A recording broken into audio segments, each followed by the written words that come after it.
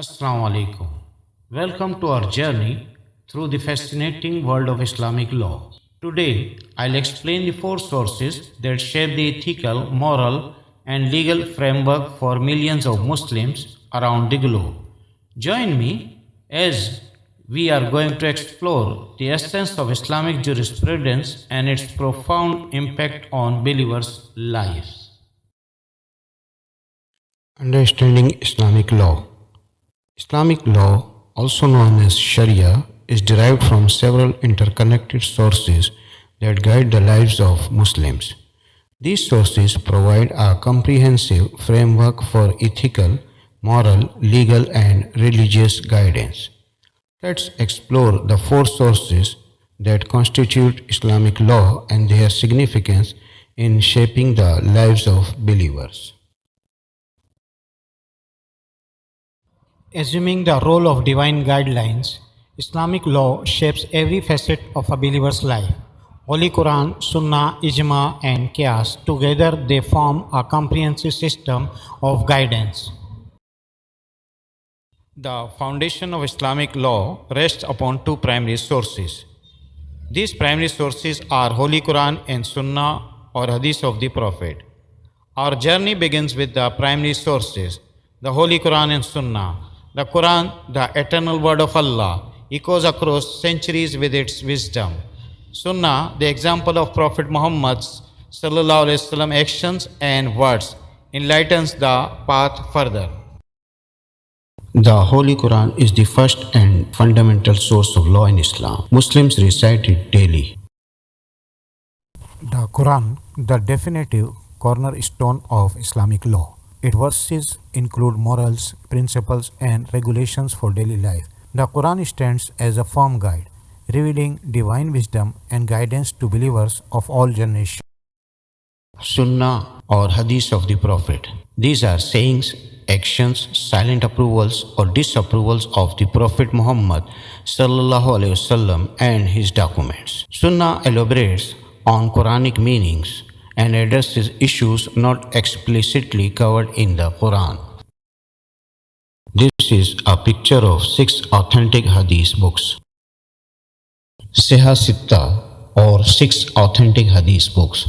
Sahih al-Bukhari, Sahih Muslim, Sunan al-Nasai, Sunan Abi Dawud, Sunan al-Tirmizi, Sunan Ibn Majah.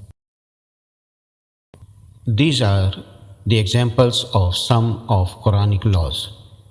Number 1 is, as for the thief, the male and the female amputate their hands in recompense. Number 2, strong drink and games of chance are only an infamy of Satan's handiwork.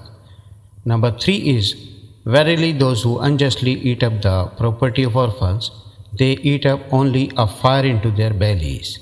And the last one is life for life, eye for eye, nose for nose, tooth for tooth. These are the golden laws in Islam.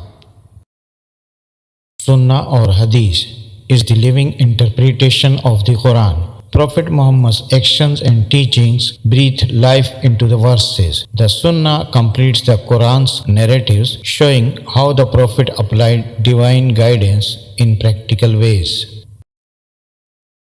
Sunnah, the second primary source.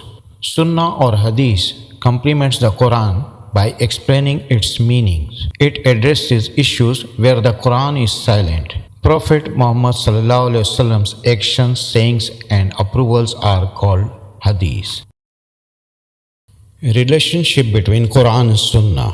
Quran and Sunnah are the interconnected sources.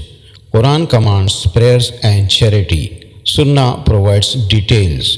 For example, the method of prayer. On the other hand, Sunnah clarifies aspects not fully covered in the Quran. For example, zakat specifics. Quran and Hadith relationship examples. Quran says, and establish regular prayer and pay the charity tax, while Hadith says, pray as you have seen me praying. For zakat, Hadith says, no zakat is payable on property until 1 year passes over it. Ijma. Consensus. Third source of Islamic law. Ijma is unanimous agreement among Muslim jurists. Approved in the Quran, it says, "Obey Allah, His Messenger, and those charged with duty." Here is a picture of Muslim scholars performing Ijma. Importance of Ijma. Legal experts must have complete knowledge of Quran and Sunnah. Ijma cannot contradict primary sources, that is Quran and Hadith. Ijma is based on previous ijmas and understanding of new problems. There are many examples of ijma. During the lifetime of the Holy Prophet, he taught ijma to his companions. Battle of Uhud, he consulted with his companions, and in the Battle of the Trench, Muslims followed Hazrat Salman Farsi's suggestion for digging a trench.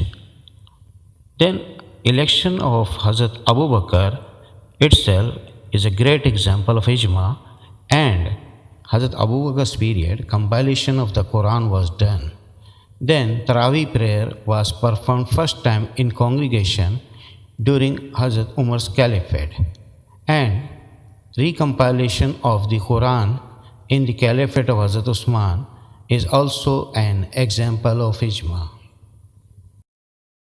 Qiyas analogy, the fourth source of Islamic law. It deducts principles from existing sources. It is used when Quran, Sunnah and Ijma are silent on an issue. Quran prohibits sales after the call of Friday prayers. The qiyas extends prohibition to other transactions that distract from prayers. In this picture, you can see that shops are closed during Friday prayers. The fundamentals of qiyas are four in number. Asal, the ruling which is mentioned in Quran or Hadith.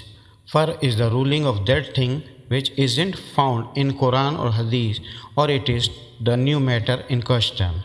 While illa is the causative factor, the linking cause that connects the asal and far, and hukam. By relating these together, it is possible to arrive the new judgment. That new ruling through this judgment is hukum.